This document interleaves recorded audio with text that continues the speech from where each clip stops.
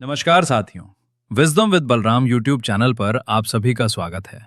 दोस्तों, अगर आप एसएससी, रेलवे या किसी भी अन्य प्रतियोगी परीक्षा की तैयारी कर रहे हैं तो आप बिल्कुल सही जगह पर हैं। आज का यह सेशन आपके लिए बहुत ही खास होने वाला है, क्योंकि आज हम मध्यकालीन भारत के एक बहुत ही महत्वपूर्ण और दिलचस्प हिस्से को कवर करेंगे। आप बस अपना ध्यान स्क्रीन पर और मेरी आवाज पर रखिएगा। साथियों, आज की हमारी क्लास का मुख्य विषय है मध्यकालीन भारत का इतिहास, और ये हमारी 9वीं क्लास है। आज के इस वीडियो में हम मुख्य रूप से 3 टॉपिक कवर करेंगे।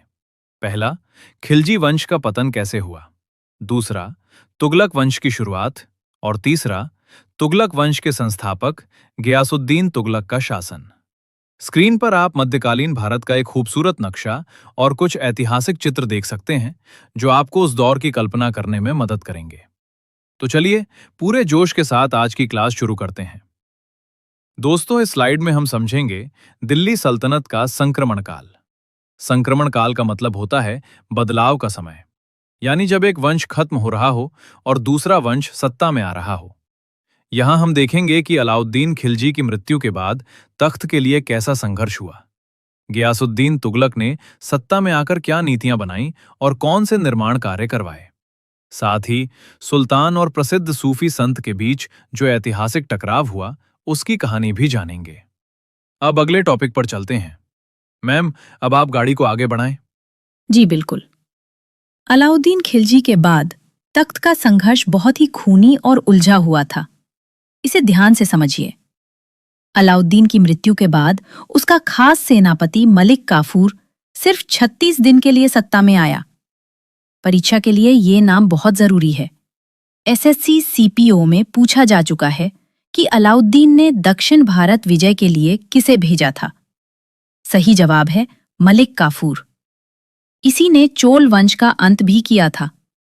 मलिक काफूर के बाद मुबारक शाह खिलजी गद्दी पर बैठा, जिसने 1316 से 1320 तक राज किया। इसके बाद मुबारक हसन, जिसे खुसरो खां भी कहते हैं, वो सिर्फ 4.5 महीने के लिए सुल्तान बना। एक और खास तथ्य याद रखिएगा। अलाउद्दीन के ही समय में इटली का प्रसिद्ध यात्री मार्को पोलो भारत आया था। साथियों, इस स्लाइड में हम अंतिम खिलजी शासकों के बारे में जानेंगे। मुबारक शाह खिलजी सिर्फ 18 वर्ष की उम्र में ही गद्दी पर बैठ गया था। इसके माता पिता खिज्र खां और देवल रानी थे। सुल्तान बनते ही इसने कुछ बड़े बदलाव किए, जैसे 20,000 कैदियों को रिहा कर दिया और अलाउद्दीन के बनाए गए कठोर कानूनों को वापस ले लिया। 1318 में इसने देवगिरी पर अभियान किया, जो राजा हरपाल देव के खिलाफ था। इसके बाद आता है मुबारक हसन या खुसरो खां। ये मुबारक शाह का ही करीबी था, जिसने धोखे से उसी की हत्या कर दी और गद्दी हथिया ली। खुसरो खां का शासन मात्र 4.5 महीने रहा। इसे ही अंतिम खिलजी शासक कहा जाता है। अब आगे चलते हैं। दोस्तों, अब यहां से उदय होता है तुगलक वंश का, जिसका समय 1320 से 1414 ईस्वी तक रहा है। खुसरो खां के खिलाफ विद्रोह का झंडा उठाया गाजी मलिक ने, जिसे हम गियासुद्दीन तुगलक के नाम से जानते हैं। 14वीं शताब्दी में इस वंश की स्थापना हुई। इसके संस्थापक गियासुद्दीन तुगलक थे, जिनके पिता का नाम कुतुलुक खां था। गियासुद्दीन का शासनकाल 1320 से 1325 तक रहा। यहाँ एक और PYQ अलर्ट है। एसएससी CGL में पूछा गया था कि अलाउद्दीन के समय गियासुद्दीन कहाँ का राज्यपाल था। इसका जवाब है दीपालपुर, जो पंजाब में है। तुगलक वंश ने दिल्ली सल्तनत पर सबसे लंबे समय तक, यानी 1320 से 1414 तक राज किया। अब अगले टॉपिक पर चलते हैं। विद्यार्थियों, इतिहास को जानने के लिए किताबें सबसे अच्छा स्रोत होती हैं। ये स्लाइड आपकी परीक्षाओं के लिए सुपर इंपॉर्टेंट है, क्योंकि यहां से सीधे मिलान करने वाले प्रश्न आते हैं। ध्यान से सुनिए। तारीख़ फिरोजशाही और फतवाए जहांदारी, ये दोनों किताबें जियाउद्दीन बरनी ने लिखी हैं। तुगलकनामा को अमीर खुसरो ने लिखा है। प्रसिद्ध पुस्तक किताबुल रहला को इब्न बतूता ने लिखा है। सुल्तान फिरोज शाह तुगलक ने खुद अपनी आत्मकथा फुतुहात फिरोजशाही लिखी। इसामी ने फुतूह उस सलातीन लिखी और तारीख मुबारक शाही को याहिया बिन अहमद सरहिंदी ने लिखा है। आप इसका स्क्रीनशॉट जरूर ले लें। इस स्लाइड में हम गयासुद्दीन तुगलक की प्रशासनिक नीतियों और निर्माण कार्यों को देखेंगे। सुल्तान बनने के बाद उसका राज्याभिषेक हजार खंबा महल में हुआ। उसने रस्मो नियम यानी मध्य नीति अपनाई, ना ज्यादा कठोर ना ज्यादा नरम। उसने किसानों का भी ध्यान रखा और अकाल पड़ने पर टैक्स माफ कर दिया। अब सबसे जरूरी बात, दिल्ली सल्तनत का वो पहला सुल्तान गयासुद्दीन ही था जिसने सिंचाई के लिए नहरों का निर्माण करवाया। इसके अलावा उसने तुगलकाबाद नाम का शहर बसाया और वहां 56 कोट का मजबूत दुर्ग बनवाया। सैन्य रक्षा की बात करें तो उसने विदेशी आक्रमणकारी मंगोलों के 29 हमलों को विफल किया और इसी बड़ी सफलता पर उसने गाजी की उपाधि धारण की। अब अगले टॉपिक पर चलते हैं। साथियों, एक सुल्तान के लिए अपने साम्राज्य को बढ़ाना बहुत जरूरी होता है। आइए गयासुद्दीन के प्रमुख सैनिक अभियानों को देखते हैं।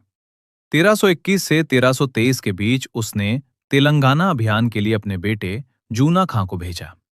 यह अभियान सफल रहा और इसी के बाद जूना खां को मोहम्मद बिन तुगलक कहा जाने लगा। इसके बाद 1324 में उसने मंगोलों पर विजय प्राप्त की और उन्हें खदेड़कर साम्राज्य की सीमाओं को सुरक्षित कर दिया। उसी साल 1324 में उसने बंगाल पर भी सफल अभियान किया, जो गयासुद्दीन का अंतिम प्रमुख सैन्य अभियान था। चलिए अब अगली स्लाइड की ओर बढ़ते हैं। दोस्तों, इतिहास में सुल्तान और धार्मिक गुरुओं के बीच भी कई बार टकराव देखने को मिला है। गयासुद्दीन तुगलक और प्रसिद्ध सूफी संत निजामुद्दीन औलिया के बीच रिश्ते बिल्कुल अच्छे नहीं थे। सुल्तान ने औलिया साहब को एक फरमान भेजा था, जिसके जवाब में औलिया ने सुल्तान से कहा था, हुनूज दिल्ली दूरस्त, जिसका मतलब है दिल्ली अभी दूर है। ये वाक्य इतिहास में बहुत मशहूर हो गया। अब औलिया साहब के बारे में कुछ खास बातें जान लीजिए। इनके गुरु बाबा फरीदुद्दीन गंजे शकर थे। इनका आश्रम, जिसे खानकाह कहते हैं, ग्यासपुर में यमुना नदी के किनारे था। इन्हें महबूबे इलाही की उपाधि मिली थी। इनकी दरगाह नई दिल्ली में है। परीक्षाओं में अक्सर आगरा या मुल्तान विकल्प देकर फंसाया जाता है, तो आपको नई दिल्ली ही याद रखना है। अब यहाँ हम देखेंगे सुल्तान गियासुद्दीन का अंत कैसे हुआ। 1325 ईस्वी में जब सुल्तान अपने सफल बंगाल अभियान से वापस लौट रहा था, तब उसके स्वागत के लिए अफगानपुर में एक लकड़ी का महल बनवाया गया था। ये महल अचानक गिर गया और उसी में दबकर गियासुद्दीन की रहस्यमयी मौत हो गई। इस महल को अहमद अयाज ने बनवाया था। कई इतिहासकारों का मानना है कि ये उसके बेटे जूना खां की ही साजिश थी। पिता की मौत के बाद जूना खां यानी मोहम्मद बिन तुगलक गद्दी पर बैठा। एक और तथ्य याद रखिए, फवायदुल फवाद नाम की एक पुस्तक है जिसमें शेख निजामुद्दीन औलिया की बातचीत का विवरण है और इसे अमीर हसन सिज्जी ने लिखा था। साथियों, थ्योरी तो हमने पढ़ ली, लेकिन जब तक प्रश्नों की प्रैक्टिस ना हो, तैयारी अधूरी रहती है। अब हम खिलजी वंश का पतन और तुगलक वंश का उदय टॉपिक पर आधारित कुछ महत्वपूर्ण PYQ सेट लगाने जा रहे हैं। ये प्रश्न विशेष रूप से SSC, CGL और रेलवे परीक्षाओं के लिए डिजाइन किए गए हैं। चलिए प्रश्नों का सिलसिला शुरू करते हैं और अगली स्लाइड पर चलते हैं। सबसे पहले हम शुरुआत करेंगे स्तर 1 यानी बेसिक लेवल के प्रश्नों से। ये ऐसे प्रश्न हैं जो दिल्ली सल्तनत का आधार बनाते हैं और हर विद्यार्थी को मुंह जुबानी याद होने चाहिए। ये रहे हमारे प्रारंभिक प्रश्न। प्रश्न संख्या 1, खिलजी वंश का अंतिम शासक कौन था, जिसकी हत्या के बाद तुगलक वंश की नींव पड़ी? इसका सही उत्तर है खुसरो खां। प्रश्न संख्या 2, दिल्ली सल्तनत पर तुगलक वंश की स्थापना किस वर्ष हुई थी?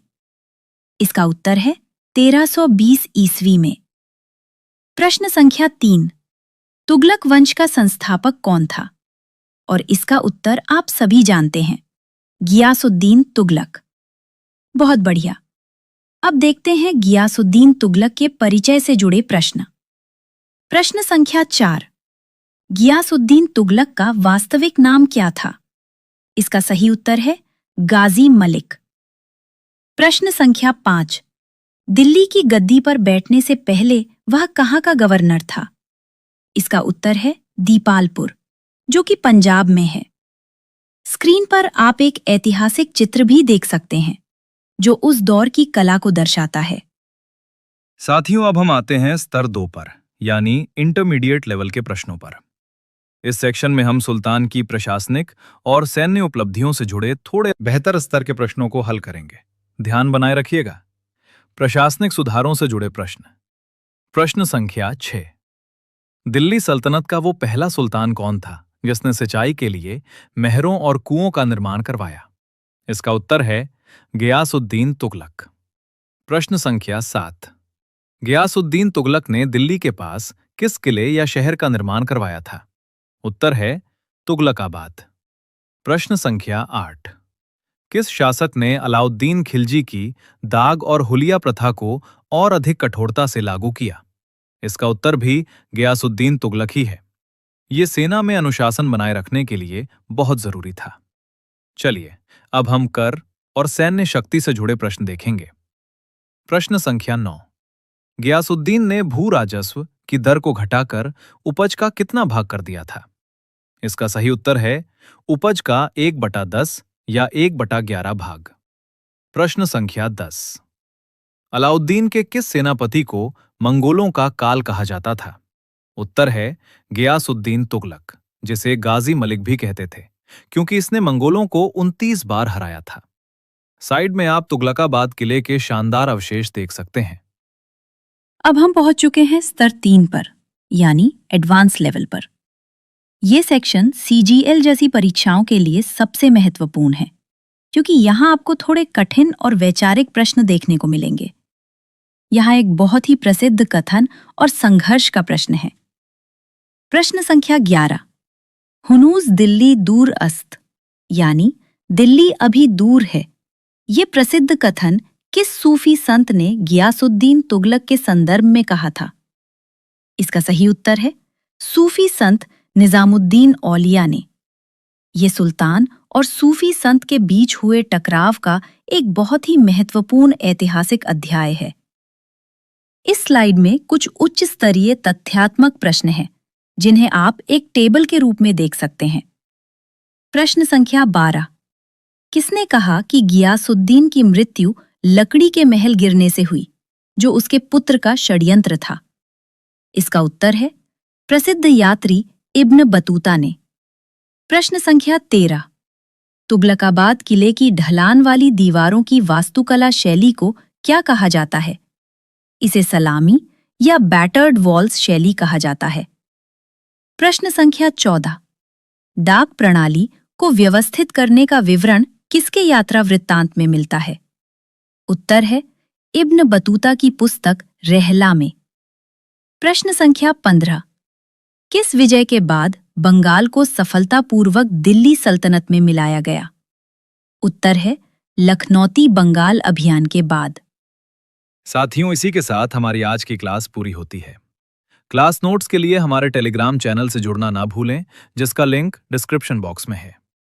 क्या आपके मन में इस टॉपिक से जुड़ा कोई प्रश्न है? अगर हाँ, तो नीचे कमेंट बॉक्स में जरूर पूछें। मुझे आशा है कि ये क्लास और ये प्रश्न आपकी आने वाली परीक्षाओं में बहुत सहायक सिद्ध होंगे। एसएससी और रेलवे के विद्यार्थियों के लिए आज की क्लास का सबसे बड़ा टेक अवे ये है कि आपको गियासुद्दीन तुगलक के 3 काम कभी नहीं भूलने हैं। पहला, नहरों का निर्माण करने वाला पहला सुल्तान। दूसरा, मंगोलों को 29 बार हराने वाला गाजी। और तीसरा, इब्न बतूता की किताब रहला और बरनी की तारीख़-ए-फिरोज शाही जैसे महत्वपूर्ण ऐतिहासिक स्रोत। इन बिंदुओं से बार बार सीधे प्रश्न बनते हैं। दोस्तों, अगर आपको आज का ये लेक्चर पसंद आया और आपके कॉन्सेप्ट क्लियर हुए, तो इस वीडियो को लाइक जरूर करें। अपने उन सभी दोस्तों के साथ इसे शेयर करें जो प्रतियोगी परीक्षाओं की तैयारी कर रहे हैं। और हाँ, ऐसी ही बेहतरीन और टू द पॉइंट क्लासेस के लिए विजडम विद बलराम चैनल को अभी सब्सक्राइब कर लें और बेल आइकन दबाना ना भूलें। धन्यवाद। अपनी तैयारी पूरे जोश के साथ जारी रखें। मिलेंगे अगली क्लास में।